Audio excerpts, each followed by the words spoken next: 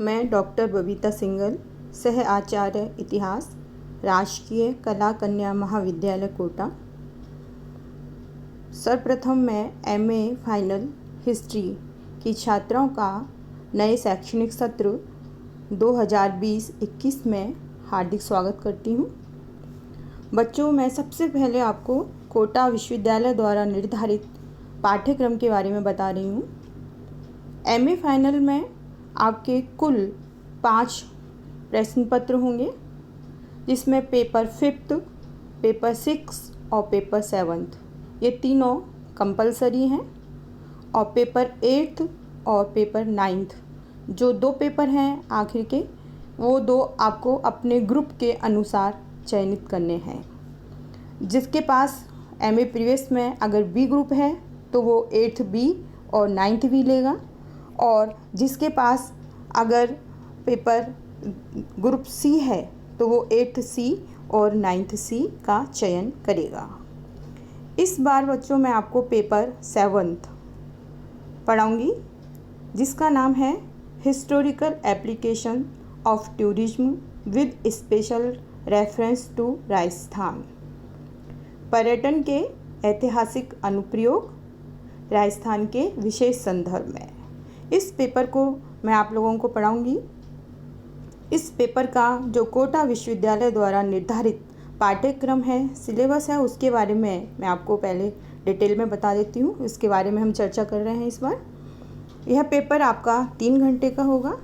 आप रेगुलर बच्चे हो तो आपका इसमें 70 नंबर का थ्योरी और 30 नंबर का प्रोजेक्ट वर्क होगा, यानी प्रैक्टिकल वर्क होगा।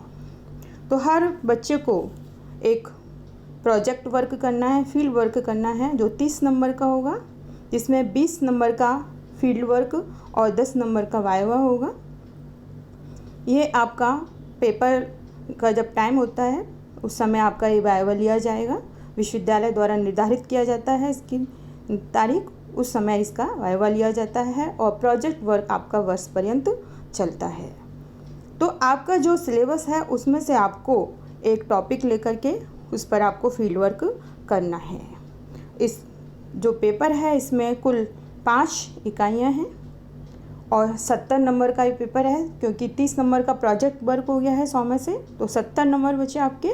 तो 70 नंबर में आपके 5 इकाइयों में यह पेपर बटा हुआ है।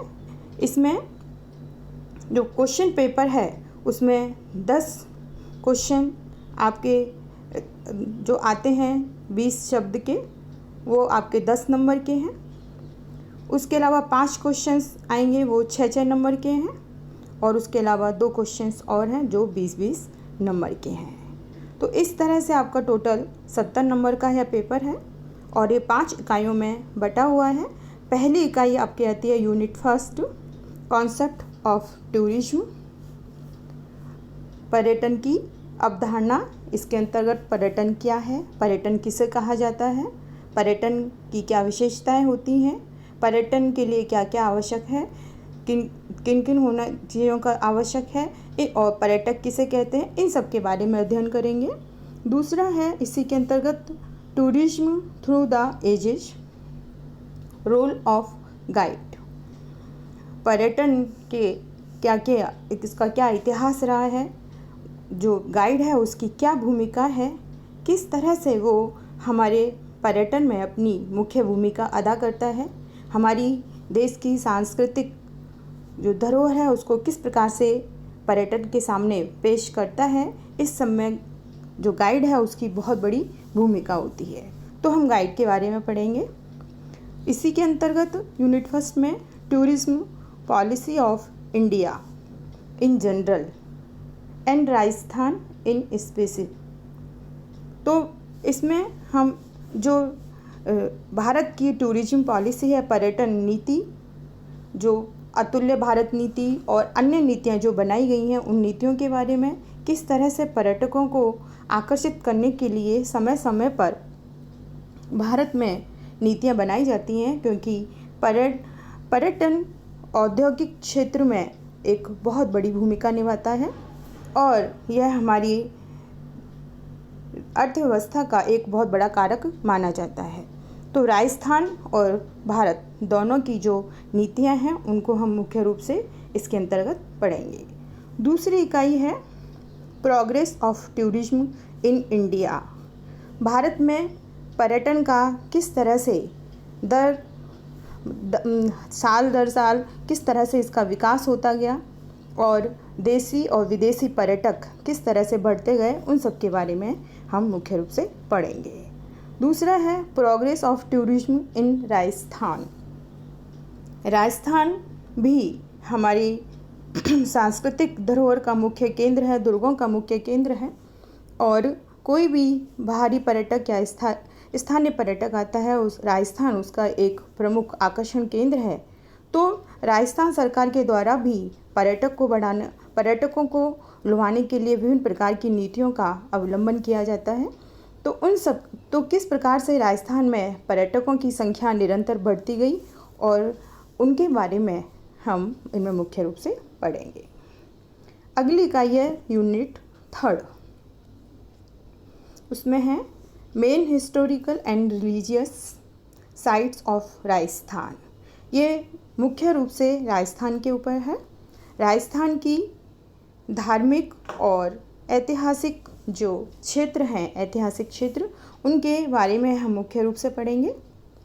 Study of monuments and chief museum of Rajasthan. Rajasthan के जो मुख्य संग्रहालय हैं, जयपुर, बीकानेर, कोटा, जोधपुर, उदयपुर, जो मुख्य संग्रहालय हैं उनके बारे में मुख्य रूप से, और मॉन्यूमेंट्स के बारे में मुख्य रूप से पढ़ेंगे हम इसमें। फिर है temple architecture with special reference to Hadoti. हम मंदिरों के स्थापत्य कला के बारे में पढ़ेंगे, क्योंकि राजस्थान में प्राचीन भारत से लेकर के प्राचीन भारत में के जैन, बौद्ध, हिंदू विभिन्न प्रकार के मंदिरों का यहाँ पर बोलबाला रहा है, विशेष रूप से जैन और हिंदू मंदिरों का। तो हाड़ौती, और विशेष रूप से हाड़ौती के अंतर्गत यहाँ कौन कौन से विशेष मंदिर हैं उनके बारे में हम पढ़ेंगे। जिसमें बारडोली का मंदिर आएगा मुख्य रूप से, झालरापाटन का, केशवरायपाटन के जो मुख्य मंदिर हैं उनके बारे में पढ़ा जाएगा। राजस्थानी पेंटिंग्स, राजस्थानी चित्रकला, जिसके अंतर्गत मेवाड़ चित्रकला और कोटा की चित्रकला, बूंदी चित्रकला, किशनगढ़ चित्रकला, जो शैलियाँ हैं, चित्र शैलियाँ, उन सब के बारे में मुख्य रूप से पढ़ेंगे और फड़ पेंटिंग के बारे में इस अध्ययन करेंगे। अगला है यूनिट 4। इसके अंतर्गत ये भी राजस्थान के बारे में ही है। Chief fairs and festival of Rajasthan. तो राजस्थान के मुख्य मेले और त्योहार, इनके बारे में अध्ययन किया जाएगा।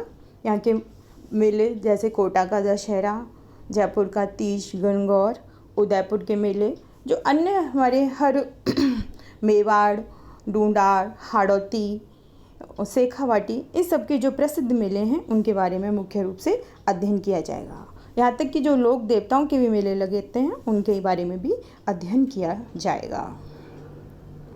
एंड देयर सिग्निफिकेंस, तो उनका क्या महत्व है और किस प्रकार से ये पर्यटन को बढ़ाने में भी अपनी भूमिका अदा करते हैं। जैसे पुष्कर का मेला विदेशियों को बहुत आकर्षित करता है, तो इन सब के बारे में अध्ययन किया जाएगा।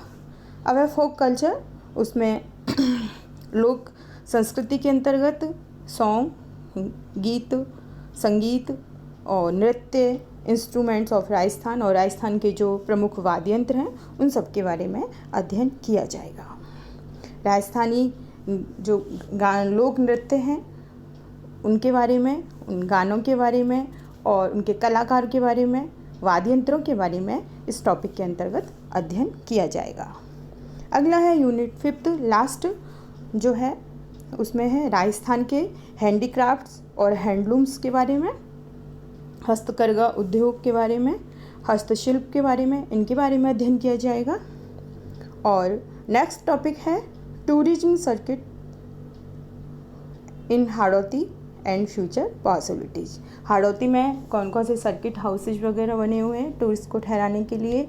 जैसे राजस्थान में आरटीडीसी के द्वारा विभिन्न जो क्षेत्र हैं जो ऐतिहासिक और पर्यटन के स्थल के जो क्षेत्र हैं वहाँ पर पर्यटकों को किसी प्रकार की आवास की परेशानी ना हो, इसके लिए विभिन्न प्रकार के गेस्ट हाउस वगैरह बनाए जाते हैं, होटल्स बनाए जाते हैं, उन सब के बारे में प्रमुख रूप से अध्ययन किया जाएगा और भविष्य में क्या संभावनाएं हैं उन सब के बारे में अध्ययन किया जाएगा।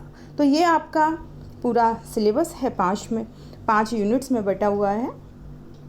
अब मैं आपको मुख्य रूप से प्रोजेक्ट वर्क के बारे में बता रही हूँ बच्चों। 30 नंबर का आपका एक प्रोजेक्ट होगा, जिसके अंतर्गत आप तो या तो अपनी पसंद से कोई टॉपिक आप चूज कर सकते हो। अगर आप किसी हाड़ौती में किसी आसपास ऐसे क्षेत्र में रहते हो जहाँ पर कोई ऐतिहासिक मॉन्यूमेंट्स है, मंदिर है, या किसी प्रकार की कोई लोक कला है, कुछ भी उससे संबंधित आप टॉपिक चूज कर सकते हो। और उससे संबंधित आपको पहले फील्ड वर्क करना होगा, वहाँ से संबंधित लोगों से मिलना होगा और जो भी आपको संबंध में मैटर मिलता है वो सब इकट्ठा करके, उसकी पिक्चर वगैरह इकट्ठा करके सब पहले रॉ मटेरियल इकट्ठा करना है, वो सब आप मुझे दिखाना है। और उसके बाद आपकी एंड में एक फ़ाइल तैयार होगी। फ़ाइल का पैटर्न मैं आप लोगों को व्हाट्सएप पे शेयर कर दूँगी और यह आपका जो फ़ाइल तैयार होगी यह आपकी 20 नंबर की तैयार होगी। तो हर लड़की को इंडिविजुअली, कोई भी लड़की शेयर में नहीं, आपस में शेयरिंग नहीं होगी, हर लड़की की इंडिविजुअल होगी और ये इस तरह से 20 नंबर का आपका फील्ड वर्क होगा जो एक फ़ाइल में होगा। उसके बाद 10 नंबर का आपका वाइवा होगा। वो आपका जो वाइवा होगा वो बेटा आपका एंड में होगा, जब आपके पेपर हो जाएंगे उसके बाद होगा। तो इस तरह आपका कुल 30 नंबर का ये प्रैक्टिकल वर्क होगा जो आपको इस पेपर के साथ करना है। तो 70 नंबर का थ्योरी और 30 नंबर का प्रैक्टिकल, कुल मिलाकर 100 नंबर का ये आपका पेपर कंप्लीट हो जाएगा। और आगे फिर मैं आपको पहले आप लोग टॉपिक्स मैं आपको व्हाट्सएप ग्रुप पर बता दूंगी, पहले आप टॉपिक्स देख लीजिए और फिर मैं आप लोगों को इस पेपर से संबंधित टॉपिक्स पढ़ाना शुरू करूंगी। उम्मीद है आप लोगों को समझ में आ गया होगा। अगर कोई प्रॉब्लम हो, कोई क्वेरी हो तो आप लोग व्हाट्सएप पे पूछ सकते हैं। धन्यवाद।